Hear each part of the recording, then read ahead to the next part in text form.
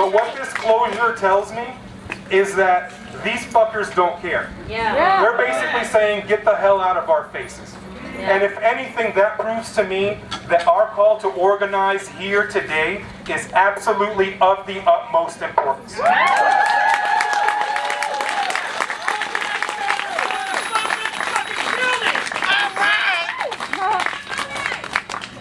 I didn't hear what you said, but I'm just going to keep going. So, I'm going to introduce our last speaker very quickly. But I just want to say, I'm going to sound like a broken record here. If you haven't signed up yet, consider pulling out your phone, going to that Facebook page, filling out that Google form, or finding one of us current members to give your email address to. Because if anything, today tells us that we have to organize together. We have to learn from the past, from the 1930s when the first unemployed councils arose, from how they banded workers together, not just to fight for a better world, but to stop evictions in the here and now, to stop utility turn-offs in the here and now, to demand food, shelter, and good jobs for everyone.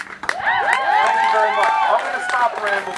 I'm going to give it over to Alyssa Pariah, who's representing, and Alyssa, correct me if I'm wrong, both Don't Shoot Portland and the DSA? No, Ty's not here. Ty's not here yet, but I thought you were going to represent both? We're gonna get a word from Ty, who's not here. But I'm gonna tell you all why you should tell your friends to join DSA.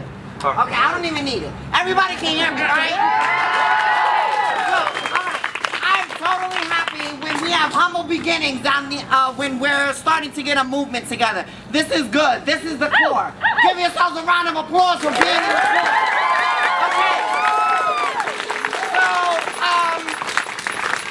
I'm just gonna start off by saying that your friends who you know who are coming around to this movement, who are just maybe saying defund the police for the first time, who are maybe recognizing that unemployment is a tool that capitalists use in order to keep some workers afraid that they're gonna end up like other workers.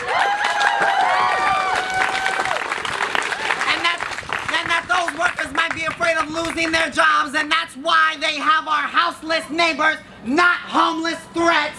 Houseless neighbors, that's why they keep them in such oppressive conditions, so that the people that are on the bottom of the economic rung look at them and say, I don't want to be like that, so I better make sure that I behave from my boss who's on my back.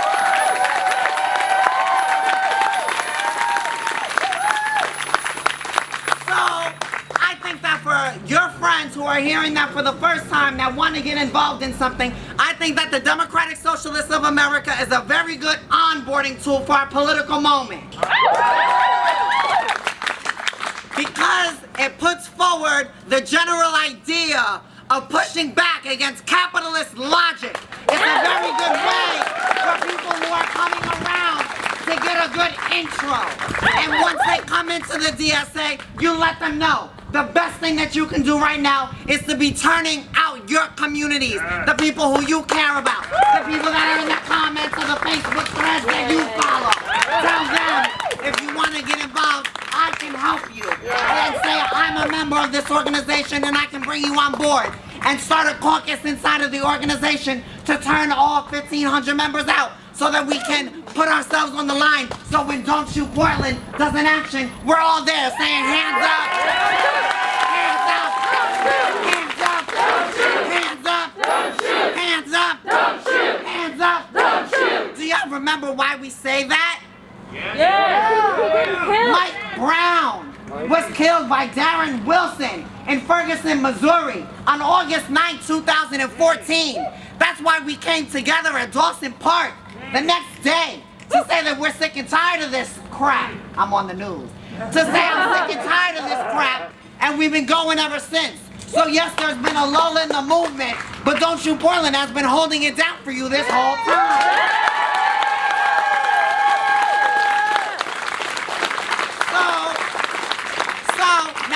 Popular again, and some of our neighbors have put back their Black Lives Matter signs on their yards when maybe they put it in the backyard. Okay, I'm not mad at you. I'm happy to see it again. Good. I'm very happy about it. That means that we are. That means we're winning. That means we're doing something right.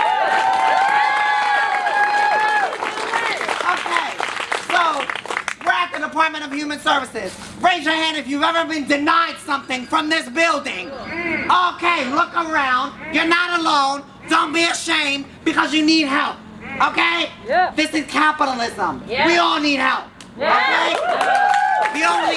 The only people in this system who don't need help are the people that are really making the decisions, that are making the people in this building tell us that they don't have anything for us. It is the mega rich, the capitalists, the pigs. I like pigs. The worst people you can ever imagine. Okay? It is them. It is them. They're having backdoor meetings with each other right now and deciding whether or not they're gonna stay with the status quo with Biden or if they're ready to go full fash with Trump. That's what they're doing. Okay? So they're having meetings now. So all of our representatives who we sent to Washington, D.C., who we hope and pray are over there representing what we say. They're not. That are over there, and we're hoping and praying that they're gonna bring something back home to us that's gonna be able to take care of us. They're not.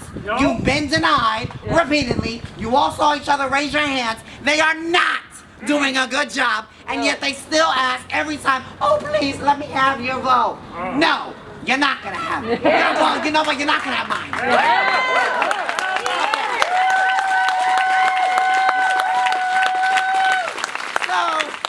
I just want to make sure everybody's on the same page. I already said that we're all the core. You're all at the first action. I'm giving you congratulations, and I'm letting you know that we have to have a shared understanding about who is at the table, who's pulling the strings. Why is it that we're here and we don't have any power except collective people power, but we're not in any elected positions, we're not any titans of industry, we're not business owners out here, we're not anybody that has the power to actually be able to push things and to leverage their power. All we have is our bodies and our collective voice. So you might want to be asking yourself, why is it that the people who have the access are not out here with us? Why is it that us, all of us little low, I don't want to curse, but you know, pieces of you know what, that's how they think about us. Why is it that it's us who have nothing that have to come together to be able to say in a collective voice that we're not happy and they're not even here with us? No, because they're waiting for the polling to come in. They're waiting for the polling to come in. They're waiting for all of the people that are advising them to tell them that they've crunched the numbers. The poll numbers are in, and you can say Black Lives Matter now. Even though, I'm getting so mad. I'm going, and I keep going.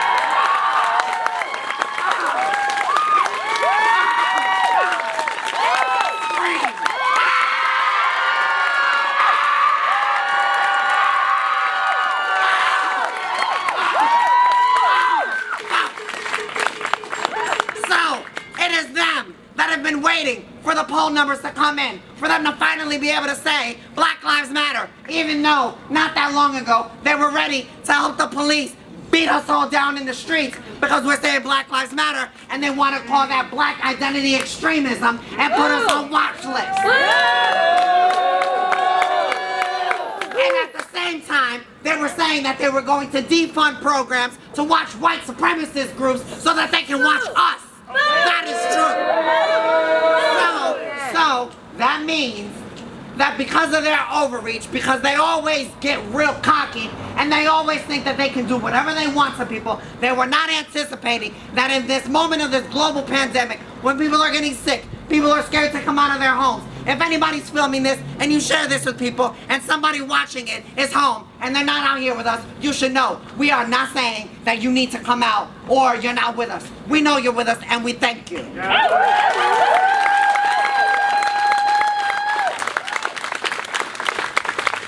But it was the disgusting capitalists who told their paid politicians that it was better for them to keep everybody at home while they unrolled this disgusting program. The HEROES Act? Are you kidding me? You're gonna make sure that the banks have more money after the Occupy Wall Street movement already showed everybody how dirty these people are. That they got bailed out and what? The banks got bailed out and we got sold out, right? The Occupy movement already told us that. It's already been laid bare. And the Black Lives Matter movement has already laid bare that y'all out here killing black people. You're sending cops to do it. You're helping them get away with it. And you know what? You made the mistake of helping the class forces come together with the racial justice forces. So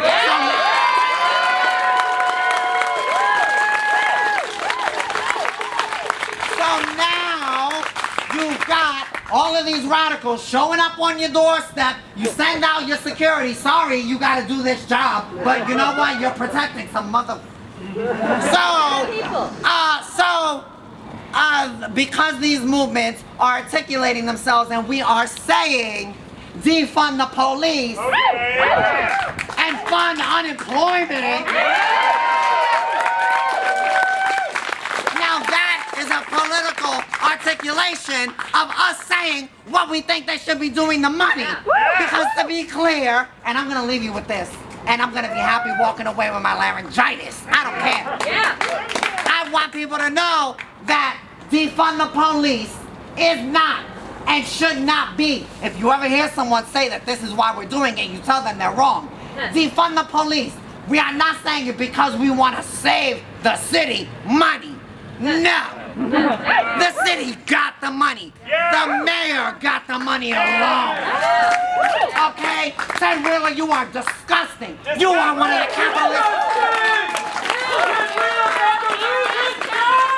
You are one of the capitalist worst people in the world who we're talking about out here. We don't want you. We want Teresa. Okay?